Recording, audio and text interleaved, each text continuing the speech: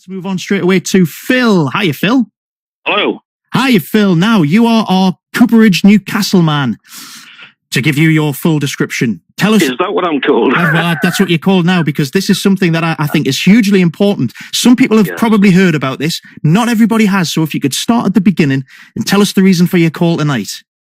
Okay. The reason I'm calling is one of the most important, historically important buildings in Newcastle on the quayside is in very, very serious danger of dereliction and destruction.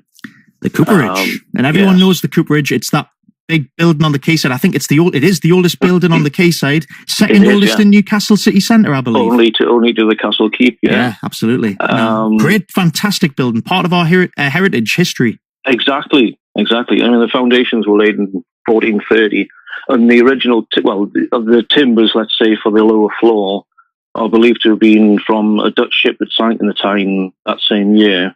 It's got cracking history. We've heard some of it over the years with Alan on this show. It's amazing, yeah. Haunted as well, I'm led to believe. Apparently so, yes. Everybody's got one. Absolutely, of course. But this one, probably so because of its age. Can it not be haunted? I mean, being that age. Well, yeah. I mean, if I was to spend the night there, I'd have to take a friend, you know.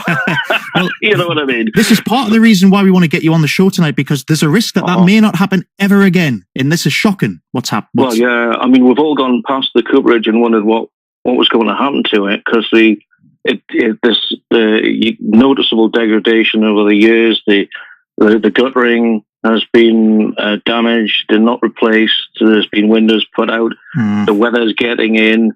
It's not been maintained to a kind of waterproof standard. So that's kind of confirming all our worst fears for it. Yeah. And this building just cannot be destroyed. We cannot do without it. It's a crucial part. I am so passionate. I mean, I've got a little bit of this. It's kind of rubbed off working with Alan over the years. I'm so passionate about the Northeast, our history and heritage. We've got to not just protect these things. We've got to shout and scream about them, because it makes up who we are, having these places, I think. Exactly. I mean, it's in our DNA, and it's because it's not just an old building. It's a building that's been used within living memory and a generation and a bit. 100%. Can still have living memories, some of us. What can be done is the reality of the question. What can actually be done to make sure that the Northeast says, no, you're not? Because what's at risk here, basically, what will happen if nothing's done? If nothing's done, at the moment, the owner is being a bit reticent to come forward and enter into any discussions with either press or council or Heritage England, who have been asking for a long time to have permission to step in and help. If it's a question of finance, the owner can't afford to maintain it. That's what Heritage England is there for, to help. You know, we want the owner of Apartment Group in Jesmond to come forward and just work on a solution. Work with yourselves and work on what can be done to preserve it. That makes absolute sense, because that's what's happened in a lot of cases. People like the English Heritage have taken, and National Trust for that matter, have taken on a lot of these places, stately homes, and they've turned them into huge places that we go to with our kids on our days off. That's what we want. Where do you see? I mean, tourism creates millions for the city economy. Absolutely. And I've talked to a lot of tourists and a lot of foreign tourists, and they can't believe the sight of these Tudor fronted buildings. Oh, they're amazing. It's the last thing you expect to see this far north. It stands out for miles though. You're on the quayside, you look at the Cooperage, and that's the Cooperage. It's just always been there. And I can't imagine a day where I'm going to drive along the quayside or walk along it and it not be there. That's, to me, you might as well take the Newcastle Tyne Bridge away, because it's just as iconic to me.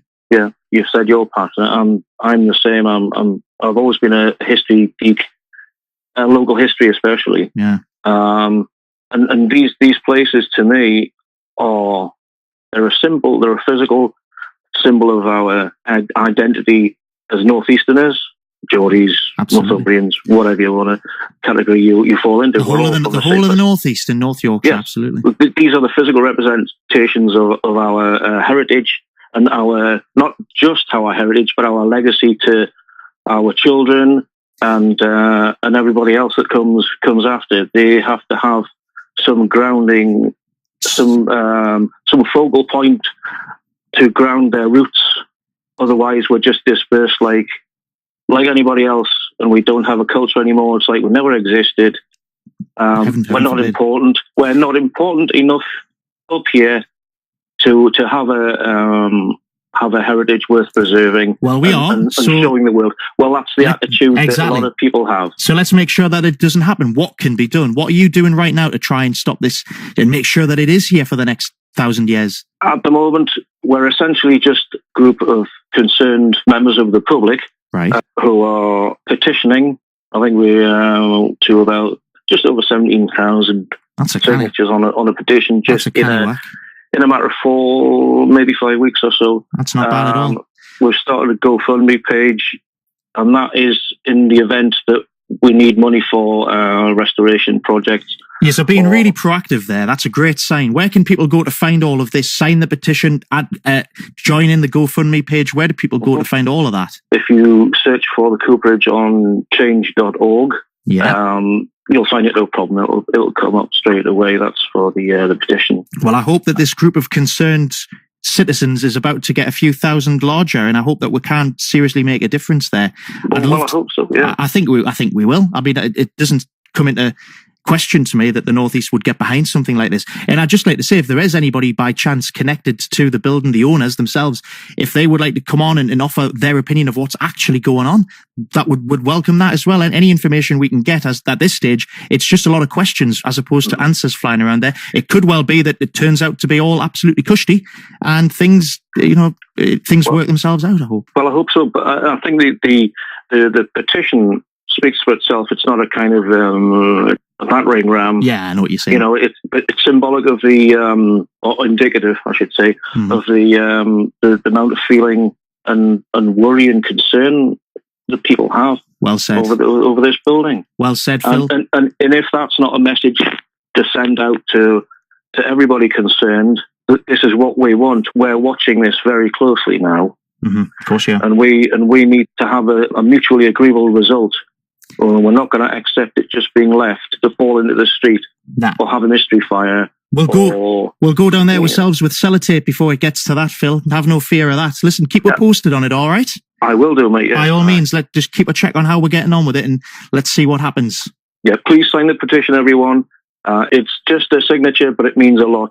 It's a lot of weight for our side of the argument. GoFundMe, the Cooperage Newcastle is where they need to be. That's it, yes. Phil, you're a gent. Thank you for coming on, and I'm pleased you feel the same. Thank you very much. Take care. Thank you for calling in.